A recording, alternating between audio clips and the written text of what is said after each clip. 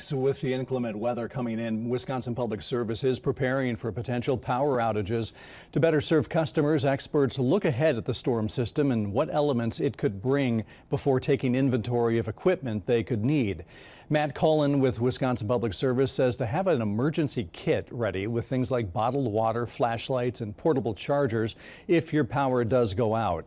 He also encourages customers to report outages as they come in and don't assume WPS knows about them. Reporting an outage really is a great practice to get into because it does help us better be able to pinpoint or understand the customers that have been affected by a particular outage or a situation.